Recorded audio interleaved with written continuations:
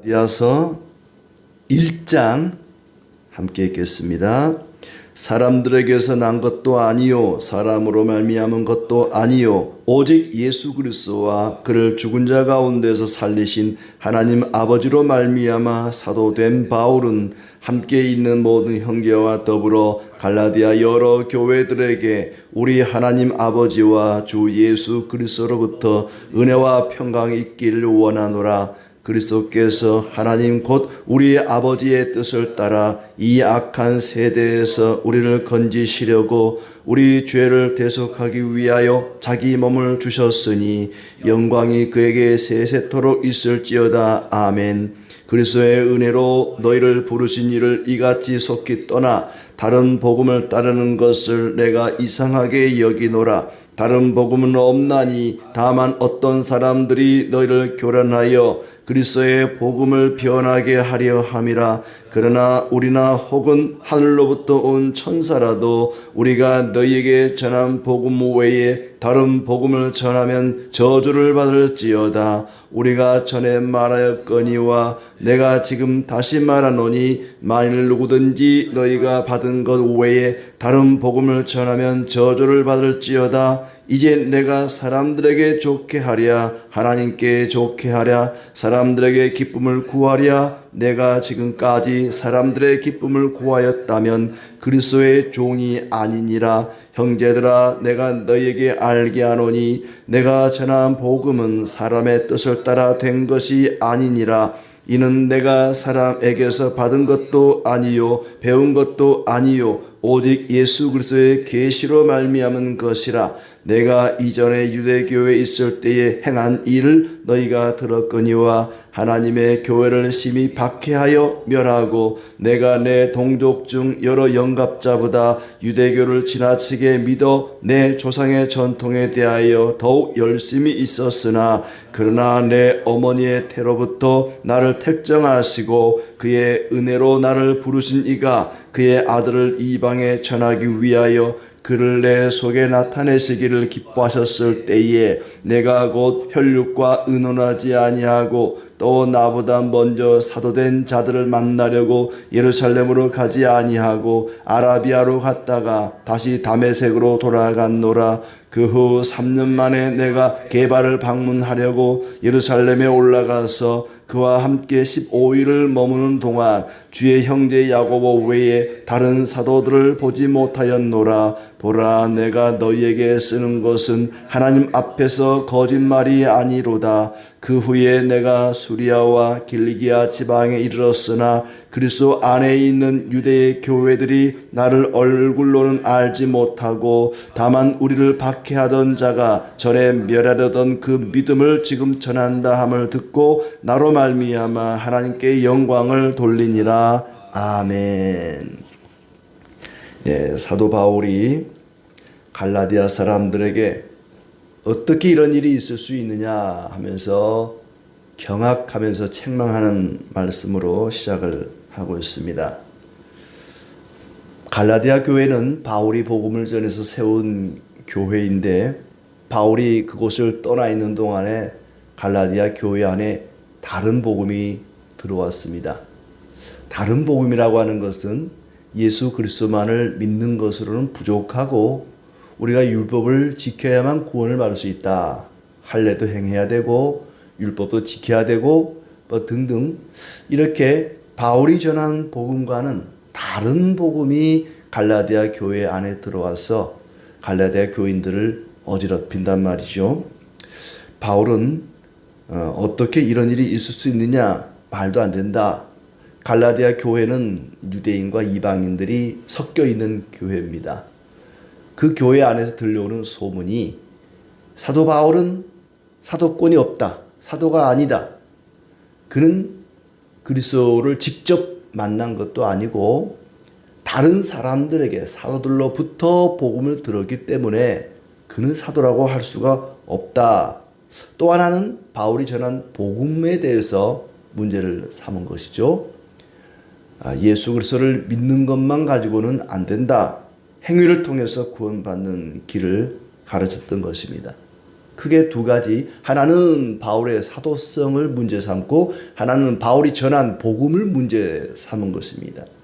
여기에 대해서 바울이 변증하는 것이 바로 갈라디아서라고 할 수 있습니다. 먼저 이렇게 이야기를 하죠. 사람이 아니라 그리스도를 죽은 자 가운데 살리신 하나님으로부터 사도가 된 바울은, 바울 자신이 사도가 된 것은 사람들에게 어떤 임명장을 받았다 할지 사람으로부터 추천을 받은 것이 아니라 그리스도를 살리신 하나님과 그리고 예수 그리스도로부터 사도로 인정을 받았다는 것입니다. 이렇게 바울이 열심히 갈라디아 교회의 복음을 전했는데 꽤 시간이 오래 걸렸습니다.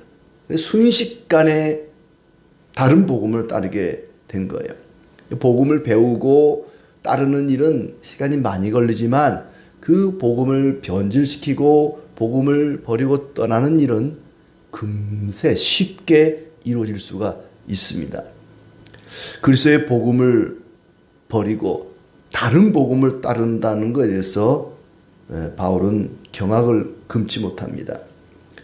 이 서신의 서신자는 갈라디아 사람들이죠. 갈라디아에 있는 교회들에게 편지를 보냅니다. 3절에 은혜와 평강이 있기를 원하노라 하고 인사를 건넵니다. 그리스도께서 성도들에게 무슨 일을 했는지 이어서 이야기를 하고 있습니다. 4절에 그리스도께서 하나님 곧 우리 아버지의 뜻을 따라 이 악한 세대에서 우리를 건지시려고 우리 죄를 대속하기 위하여 자기 몸을 주셨다. 그리스도께서 무슨 일을 하셨는지 그것이 복음입니다. 우리를 건지기 위해서, 우리 죄를 대속하기 위해서 자기 몸을 들이셨다. 십자가 죽음에 내어놓으셨습니다. 그것이 복음이죠. 그것으로 인해서 우리에게는 은혜와 평강이 임하게 되었습니다. 그에게 영광이 있을지어다. 그리스도께 영광을 돌리고 있습니다. 보통 편지들을 처음 시작할 때는 감사와 칭찬으로 시작을 하는데 갈라디아서는 그렇지 않습니다. 시작하자마자 격한 감정을 쏟아내고 있습니다. 곧바로 꾸중을 하죠. 참 이상한 사람들이네. 어리석도다 이 갈라디아 사람들아. 이 바보 같은 인간들아. 이 미련한 인간들아 하면서 그들을 책망합니다. 다른 복음은 없다. 다른 복음이라는 게 뭐냐? 그리스도의 은혜로 부르신 이를 떠나는 것이다. 6절 끝에 이상하게 여기노라 그랬죠. 이상하게 여기노라. 참 이상한 놈들이네. 참 희한한 놈들이네. 어찌 내가 전해준 그리스도의 복음을 떠나서 다른 복음을 따른단 말이냐. 그리스도의 은혜로 부르신 이를 떠나는 일이다. 복음을 버린다는 것, 그리스도의 복음을 버린다는 것은 그리스도를 떠난다는 얘기입니다. 하나님의 복음을 버린다는 것은 하나님을 떠난다는 얘기죠. 다른 복음은 없다. 다른 복음은 없다. 7절에 그리스도의 복음을 변하게 하려 함이다. 그리스도의 복음을 변질시킨 것이다. 그들이 전한 거짓 복음, 가짜 복음은 아예 복음이 아니라 변질된 복음이다. 겉으로는 구별이 안 되지만은 속은 다 썩어 있는 찐빵이 있는데 겉에는 멀쩡합니다. 모양은 일반 찐빵과 다르지 않습니다. 그런데 이걸 쪼개봤더니 속이 다 썩어 있는 거예요. 변질된 복음이란 그런 복음입니다. 변질되었다는 거죠. 겉은 멀쩡합니다. 구별이 안 됩니다. 예수를 이야기하고 성경을 이야기하고 하나님을 이야기합니다. 그러나 그 속을 들여다보니까 다 변질되어 있는, 먹으면 탈이 나는 망가져버린 복음, 변질된 복음. 다른 복음이라는 것은 바로 그런 것이죠.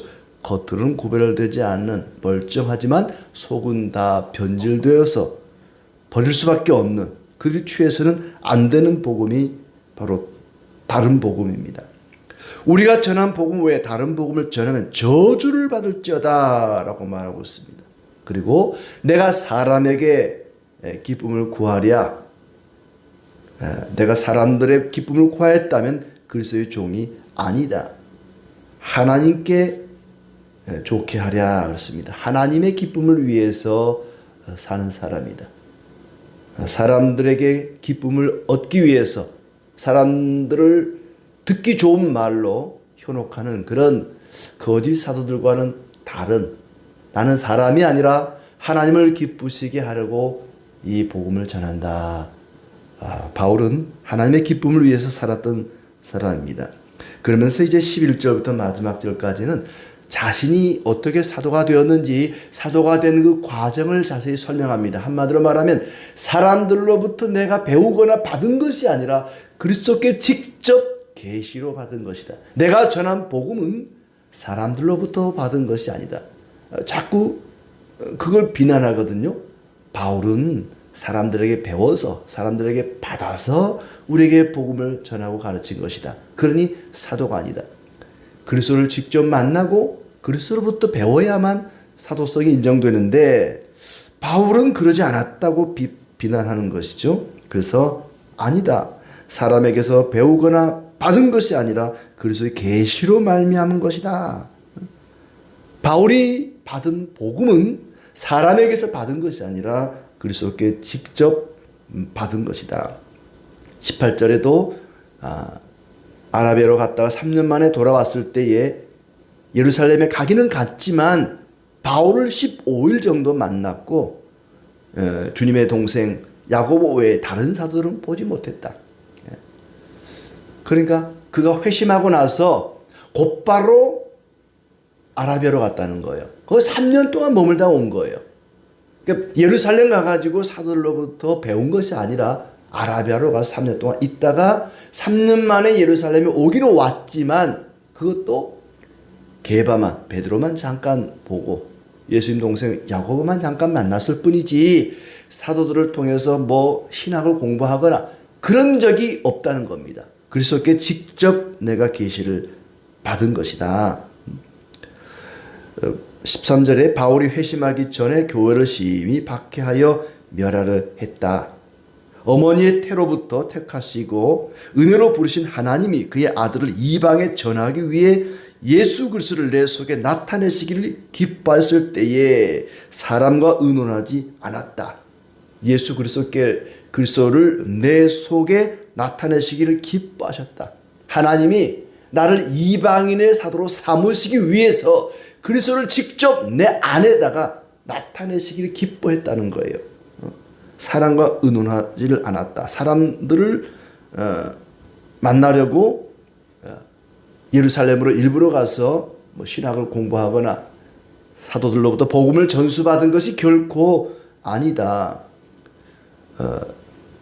나보다 먼저 사도된 자들을 만나려고 예루살렘으로 가지 아니하고 아라비아로 갔다. 먼저 사도된 예수님의 제자들을 만나기 위해 예루살렘 간 것이 아니라 곧바로 아라비아로 갔다는 것입니다. 그리고 다메섹으로 갔다는 거죠.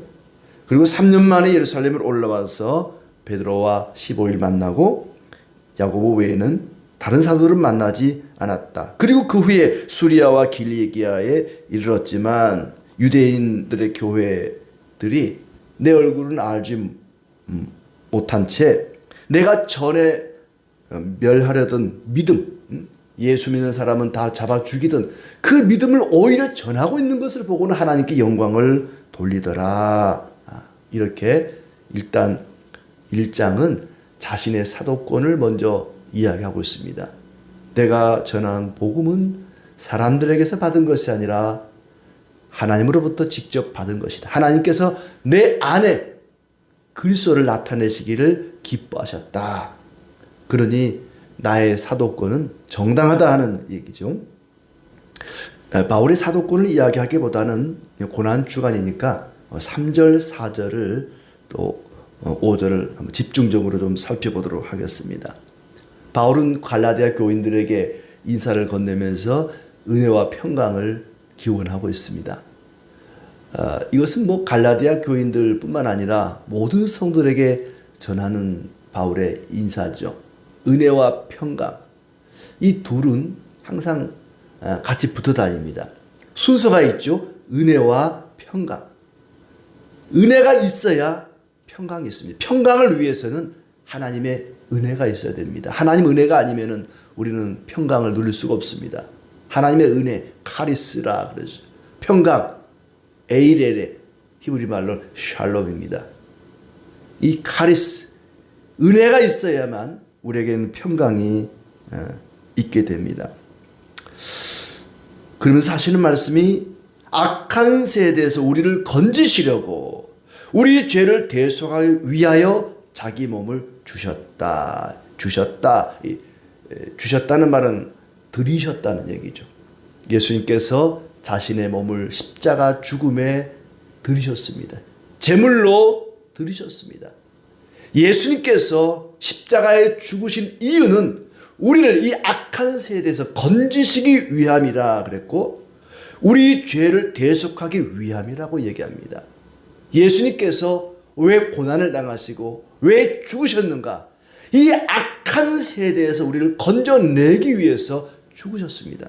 그리고 대속하기 위하여 우리 죄를 대신 속하기 위해서 우리의 죄값을 대신 치르기 위해서 예수님께서 고난을 당하시고 십자가에 달려 죽으셨습니다. 우리의 순종을 예수님께서 대신 하셨습니다. 우리가 해야 할 순종을 주님이 십자가에서 대신 하신 거죠. 자기 몸을 주셨으니 누구의 뜻에 따라? 아버지의 뜻을 따라 그렇습니다. 아버지의 뜻을 따라 하나님의 계획을 따라서 하나님이 원하시는 대로 자기 자신을 십자가에 들이셨습니다. 우리를 악한 세대에서 건지고 우리 죄를 대속하기 위해서 그러셨습니다. 주님의 뜻을 따르는 것, 다른 말로 하면 순종하는 것이죠. 아버지의 뜻에 순종하기 위해서 예수님이 십자가를 지셨습니다. 예수님께서는 우리의 죄를 대속하셨고 우리를 대신하여 하나님 앞에 순종하셨습니다. 그러니 그 예수 그리스도, 나의 죄를 대속하기 위해서 자기 몸을 십자가에 들이신 그 예수 그리스도, 그분을 믿는 것만으로 충분하다. 마치 거짓 사도들처럼 변질된 복음처럼 예수 그리스도 십자가 죽음으로는 부족하고 그걸로는 안 되고 우리의 행위가 필요하다. 율법을 지켜야 되고 할례를 행해야 된다. 아브라함의 자손이 되기 위해서는 아브라함처럼 할례를 받아야 된다. 이게 다른 복음, 거짓 사도들의 가르침이거든요. 그렇지 않다는 것입니다. 예수 그리스도의 십자가 죽음이면 충분하다. 그분을 믿는 것만으로 우리는 구원을 얻을 수가 있다 하는 얘기입니다. 이방인 가운데 복음을 전하는 사도 바울은 이 복음, 예수 그리스도 십자가의 죽음과 부활을 전했습니다. 그런데 거기다가 행함으로 구원을 얻는다고 하는 변질된 복음을 갖다가 전한 것이죠. 그것은 예수 그리스도의 십자가의 죽음을 무력화시키고 헛되게 만드는 것입니다. 예수님의 죽음만으로 충분하다는데 그걸로 안 된다고 말하는 것은 예수님의 죽음을 헛되게 만드는 것이죠. 예수님의 죽음을 격화시킨 것입니다. 그러나 바울은 말합니다. 그리스도의 죽음과 부활 외에는 다른 구원의 길은 없다. 우리를 위해서 십자가의 대속의 죽음을 죽으신 그리스도께 영광을 돌리자. 영광이 그에게 세세토록 있을지어다. 그가 누굽니까? 우리를 악한 세대에서 건지시고 또 우리의 죄를 대속하기 위해 십자가에 자기 몸을 들이신 예수 그리스도께 영광을 돌리고 있습니다. 우리를 위해 죽으신 그리스도께 영광을 돌리는 길이 뭘까? 그것은 바로 그리스도께서 하려고 하신 일, 악한 세대에서 우리를 건지시려고 했던 그 일, 이 악한 세대에 휩쓸리지 않고 살아가는 것이 그리스도께 영광을 돌리는 것입니다. 왜냐하면 우리를 이 악한 세대에서 건지기 위해 십자가를 지셨거든요. 그런데 우리가 이 악한 세대에 휩쓸려서 세상과 똑같이 살아간다면 그것은 주님의 죽으심을 헛되게 하는 것입니다. 다른 복음, 가짜 복음을 전하는 사람들과 다를 바가 없습니다. 우리가 일부러 고난을 자초할 필요는 없지만 하나님 아버지의 뜻을 따라 사는 것이, 순종하며 사는 것이 그리스도의 죽음을 우리가 귀하게 여기고 그리스도께 영광을 돌리는 것입니다. 세상에서 구원하기 위해서 예수님이 고난을 당하시고 십자가에 죽으셨습니다. 그러나 또다시 구원받은 자들이 세상 죄악에 빠져 살아간다면 십자가 죽음을 헛되게 하는 것입니다. 돼지가 목욕을 하고 다시 진흙탕에 뒹구는 것과 다를 바 없습니다. 10절에 보시면 거짓 교사들은 사람들에게 기쁨을 구했습니다. 그러나 바울은 사람의 기쁨이 아니라 하나님의 기쁨을 구하는 사람이었습니다. 사람들에게 기쁨을 구하려고 하다 보니까 사람들 귀에 듣기 좋은 이야기들만 늘어놓았던 것이죠. 그러나 바울처럼 우리는 사람들에게 칭찬받고 사람들에게 기쁨을 주는 사람이 아니라 그리스도께 칭찬을 기대하고 그리스도의 기쁨을 위해 사는 자들이 되어야 할 것입니다. 그러기 위해서는 우리가 이 세상에 살지만 세상에 속하지 않고 세상 죄악에 빠지지 않고 하나님 아버지의 뜻을 따라 살아가는 것입니다. 오늘도 하나님의 말씀에 순종함으로 그리스도께 영광을 돌리고 그리스도의 죽음을 귀하게 여기고 고난의 길을 함께 걸어가는 우리의 삶이 되기를 진심으로 기원합니다.